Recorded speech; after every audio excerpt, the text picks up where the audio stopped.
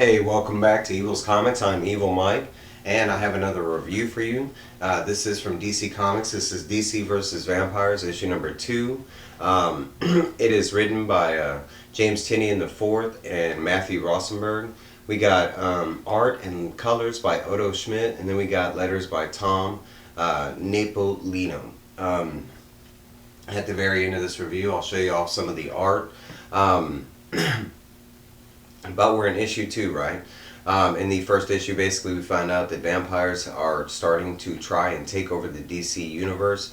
It was stated that in the past that there has been a kind of treaty between most of the DC, entities between the vampires, and that's why they have not been a big part of the DC universe. But now the pact is over.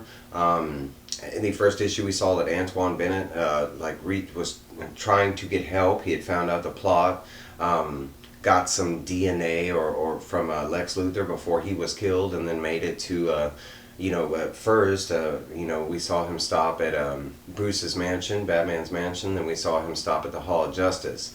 He did drop off a diary with Alfred at the Batmansion, and then at the Hall of Justice, he ended up meeting his demise, finding out that Green Lantern was one of the hidden vampires.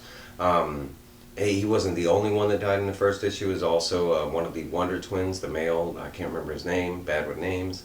But, and that's kind of where the first issue leaves off, is basically that reveal that Green Lantern's the, one of the secret vampires, and they have infiltrated all the way to the Justice League kind of thing. In the second issue, it's basically Batman calling out all the Bat family, and he reaches out to even the the furthest reaches of his community.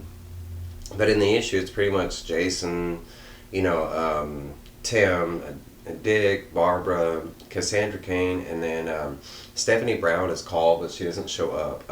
But pretty much, those of his Bat family that do show up, and they do what Batman does best. They discuss the plot after they get past the criticisms and stuff, the skepticisms that vampires exist or whatever. They start coming up with plans on what the vampires are going to do, how they're going to do it, and then they basically are going to set forward and try and stop it, kind of thing.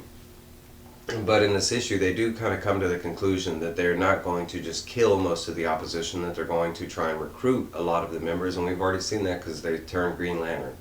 So basically, Batman and his crew, he states that, they need to be watching out for like metahumans, that they'd probably be the first to be targeted. The book jumps over into like a scene with a whole bunch of supervillains. Like a small group of supervillains, like in between one of their jobs or something, and it's a bunch of like B-listers, but it's basically like Blockbuster and Jade and like I can't remember, I don't even know if it's Jade, but it's like it's a small like some B-listers or whatever, and like they're sitting there talking about how some of their friends have been vanishing, and it has to be the heroes that are killing the villains, but we know it's the vampires secretly taking out individuals. But like as they're sitting there talking, it does look like they're about to get killed themselves, and it turns out not so much. It's Green Arrow, and he shows up and he tells them, hey, there's vampires, I need to watch out, they're going after villains. And he was all like, you almost died yourselves. And they're like, what are you talking about? And like basically one of the B-lister villains that was there with him was a vampire, and he was about to kill all of them or convert them or do something else. And Arrow quickly takes out the guy. The villains didn't even know that the vampire was in their midst as one of their own. The book jumps back over to the Bat family, and it's basically him reaching out to the rest of the Bat family, like the Outsiders, the Outlaws, Batman Incorporated, his group overseas, that kind of stuff. And it's basically him reiterating what he went through with the regular Bat family. At the very end of the book, it jumps over to like the Hall of Justice, and we see like the other Wonder Twin start questioning where her brother is.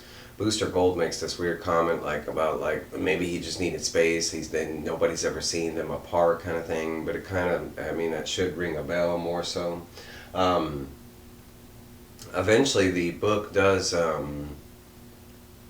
the very end, it jumps over to where the Flash is being called by Hal Jordan, and he's supposed to be meeting somewhere that like no one else knows where, and no one else can hear them or whatever. And Hal and Flash are supposed to be, Barry and Hal are supposed to be really good friends. So Hal reaches out, basically tells him that he needs help, and like Barry shows up, and when he does, they basically sit down, and they both, for some reason, they build each other a chair. Green Lantern builds Flash a chair, and then Flash builds Green Lantern a chair. And when they go to sit down, basically Hal Jordan starts telling Barry that he doesn't really need his help, but he says that he found a power, and he's all about bringing his friends up and this and that. Like, why should he be the only one that has like this success or this this extra of whatever he's found?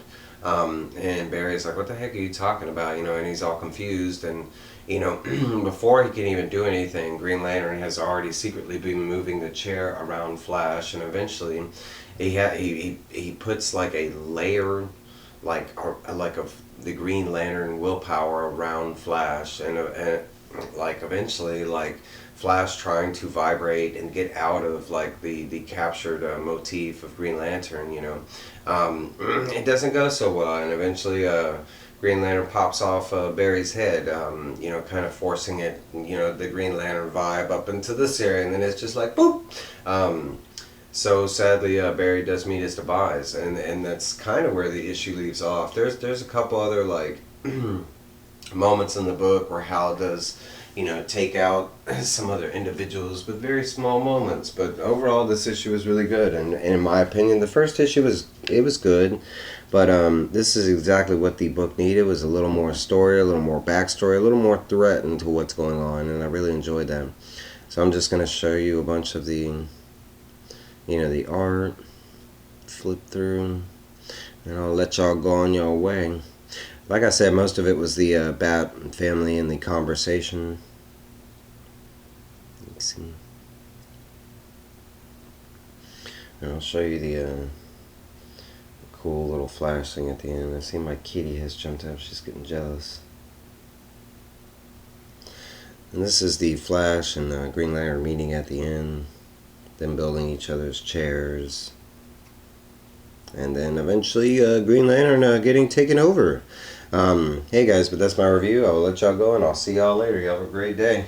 Bah!